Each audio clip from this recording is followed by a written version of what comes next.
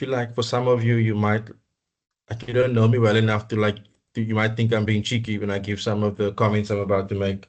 Um,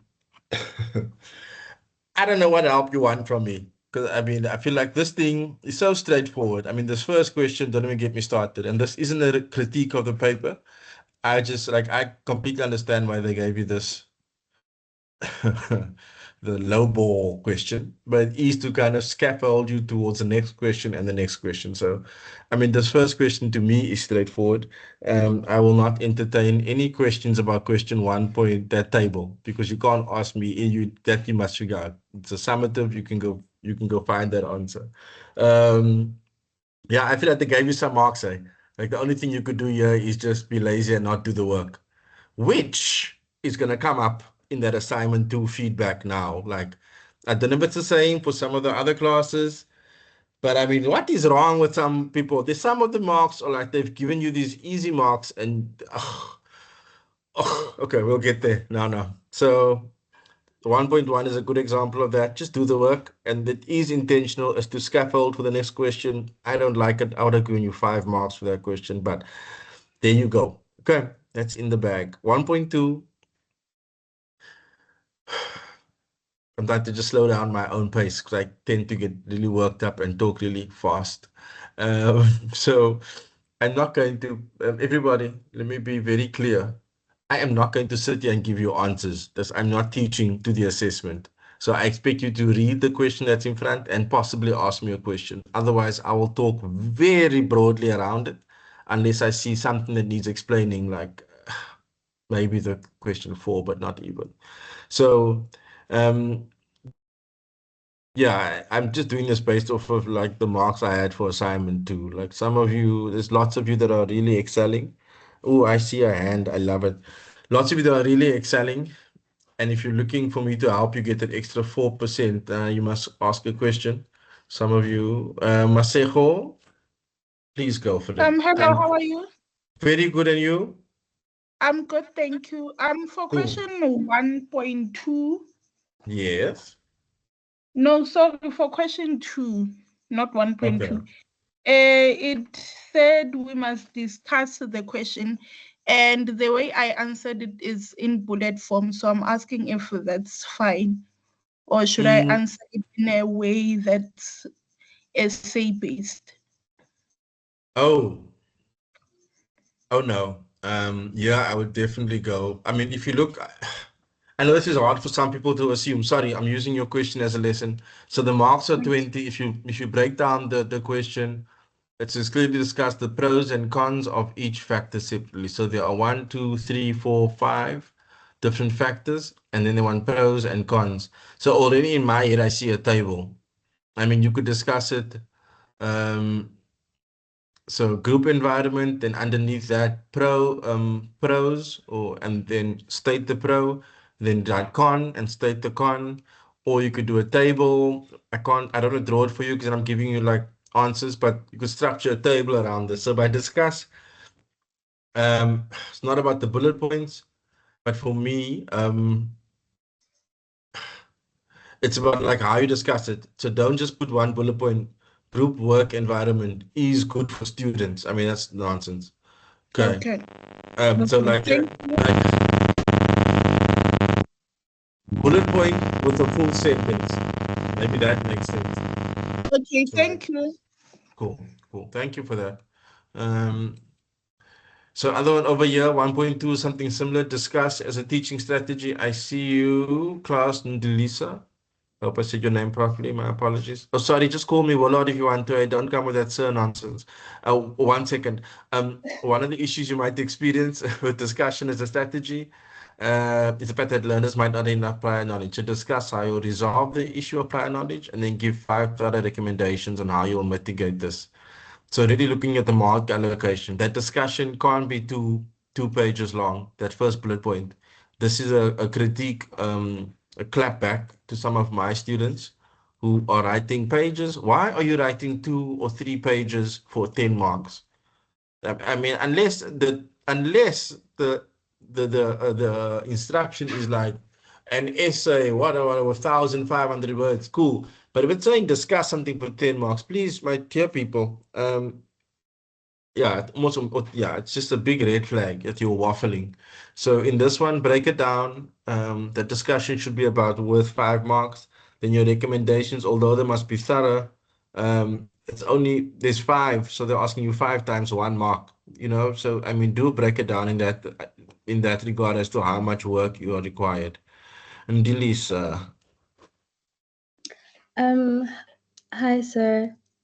I hi don't know if you ma'am, can hear me, if you can hear me properly. I I got for you. Yeah. question 1.2, I've tried searching in many different I've structured the question in many different ways to try find sources for 1.2, but I cannot find any credible sources that can give me issues to resolve lack of prior knowledge. Instead, what I do find is sources that speak on how to identify lack of prior knowledge. So, are you actually going to search for? Yeah, I mean, you're saying you can't, so let's see if you can't. I mean, why can't you? In the whole world wide web, where you can learn how to make beer online, you can't figure out. No, Okay, so my question is, the information that we use, does it have to be, I don't know how to phrase this correctly, but can we use generalized information when it comes to lack of prior knowledge and then try to link it to the question ourselves? ooh, Or ooh, does it have to actually coincide with lack of ooh, prior knowledge when it comes to group discussions? Is my listen to me. question.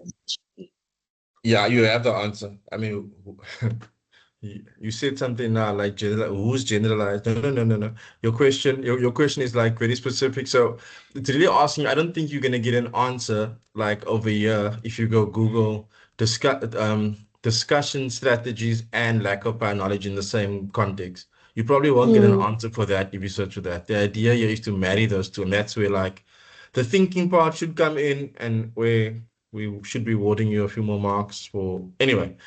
Like the question, like I could pull a lot more out of you, but the question is really basic.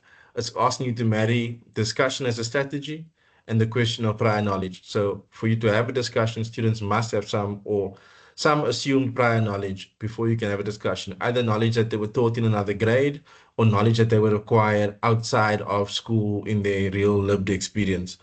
So the idea is that you should be able to marry that. So if you want to discuss something like business studies, I'm a commerce person. So you want to discuss anything like what is marketing? Then you'll say, and please, often they won't be able to answer you because they won't know like the term marketing. But you'll say, those posters that you drive past in the car on the road every day when you go to school, like, have you seen those? Those messages that come up on your phone that annoy you, have you seen those? Oh, you know what marketing is. You get me? So in order to have a discussion, you have to be able to marry like prior knowledge. So, sorry. So in terms of sources, you should be able to look, obviously you're looking at newer sources. I'm not doing like a deep dive here for you. But if you into something that's 2017, um, anyway, so you get me. So you'd go in and you must pull out some things to like back up what you're saying. Student must have prior knowledge because of ABC, according to so and so, and why discussion is important. So to link those up. Um, so how will okay, you mitigate this in your planning? I don't want to give you the answer, but I feel like I already have given you some of the answer. So prior you must knowledge. definitely know. Yeah, so I Um, must keep quiet now. Next question. Yes, yes. so sorry, I just have one more question. No problem. Because it says that the summative is memo marked. My question is, because I'm assuming everyone has the same prescribed textbook. So if we use other credible sources and they don't actually match or coincide with what the textbook says, what does that mean? I want to ask you like I'm not, I don't answer this question, but I'm just being silly on purpose. I want to ask you, are you like a 90%er looking for 95, or are you a 50%er looking for 52? I'm not being funny, but I'm saying, like, what is the level of detail you want from me? Because the credible sources are credible sources. So you can complement, you don't even have to use your prescribed. You may refer to your prescribed or other sources. You can write this just with other sources. Ideally not just with your prescribed. So if you want to use your prescribed and something else. And the idea of the something else is for you to kind of at least triangulate your argument. So this person said that, the other person said this. So that wouldn't be applicable to this answer because this question doesn't allow you for that much discussion because of the mark allocation.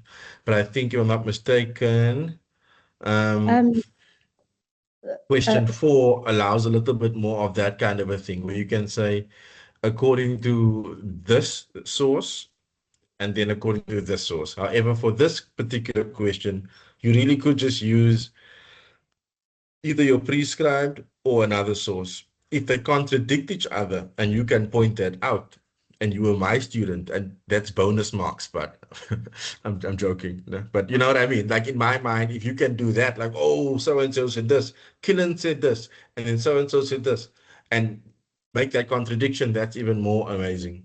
But it's not required of you. Sorry, so I meant for the summative assessment in general, because our lecturer told us that it's memo marked. So my question is, if it's memo marked and we use other credible sources that might not exactly coincide with what the textbook is saying, does that mean that because memo marked means if it's not on the memo, then you don't get the mark for Oh, that no, no, no, no. question? I'm getting you all together. I'm getting you. Hmm.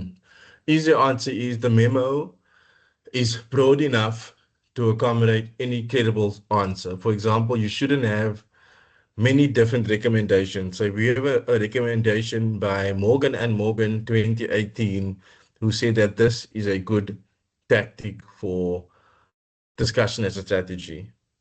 Then obviously the marker would check your reference list. Is it a credible source? And yes, the memo marked, I hear your confusion and frustration. There is room in the memo for you to give a variety of sources.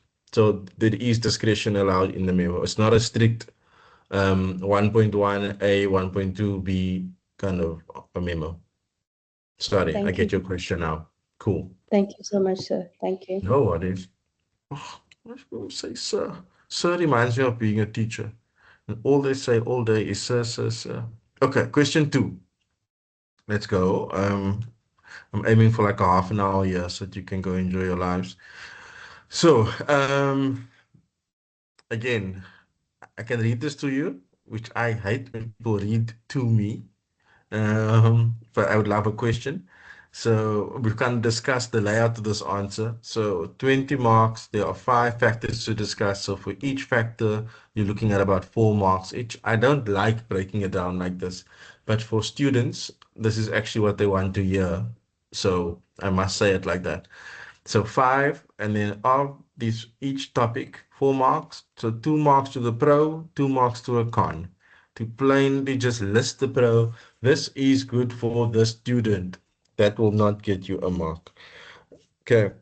Um, so group work environment, what's a pro of creating a good environment? Discuss it, and like as a teacher, not as an AI robot. Cool, then I think that is really straightforward. To me, it is. And if you have a question, I can swing back, or you can pop it in the chat. I think this whole thing is quite straightforward, but I know some of you want to do very well, and that's why we are here. So please do ask your questions. Cooperative learning. Rose, yes, please. Hi, sir. So just Morgan Willard. I don't even mind my first name, but I mean, yeah, go ahead, Oh, sir. okay, okay. How are you? I mean, I called you Rose, so how can you not call me Sir back? I'm not, Oh, okay. yeah, Same, it's not Morgan. nice. Okay. Yeah, yeah. I just What's want up, to ask Rose? something because I heard that when we submit the summative, you submit once. So I want to know what happens if you submit and only find that you turn it in percentage is too high. What happened there? You can't resubmit Yo, since it's summative. my safe answer here, hey, my safe answer, because these are different lecturers and tutors, is the same thing I tell my students is like reach out to communication is key. I mean, if you communicate something with me clearly, and then I've got nothing to say, but you didn't. So tell me you submitted, and if it came back very high, I mean, you shouldn't be worried about it being high. So comes back very high. I would obviously like if, and this is the thing, if you do it in time, so it's due next Wednesday. So if on Wednesday you're telling, if on Monday you tell me I've submitted, it's high, I need to rework it and resubmit, then it's on me to make a plan. If you tell me on the 11 o'clock, 11:30 the night before submission closes, that there's a Late, problem, yeah. then how can I really help you? Like you've tied me up. So my thing is always to like discuss it with your lecturer early, you know. Okay. But that's just me. Each person is different, in how they've Yeah, I understand. Yeah. how they've worked with you. Some are more, yeah. Thank Um, you. so I don't think it must ever be a complete no if you've got a valid argument, Okay. because we're not Okay. robots. Thank you. Okay. Okay. Do I have to get into infographics again? And now I'm hinting at my own students from my group. Like, do we have to get into this infographic and what an infographic is? It's not a Word document with shapes on it. And why are we doing an infographic, and why are we being painful about having infographics? Because your students that you will teach love infographics. So you must learn to love it. They don't love shapes in a Word document. And if you don't care about what they love, then why are you doing this qualification? Sorry, this is how we speak. So I saw a hand up. I'm just kind of checking my time on this recording. Okay. Sorry, I saw a hand up. Can you please come back with a question? I'm just gonna like. It's Lisa. How are you? Ooh, I feel like I'm in Hello. trouble now. No, Lisa, why? just pause. I don't know, because you haven't started.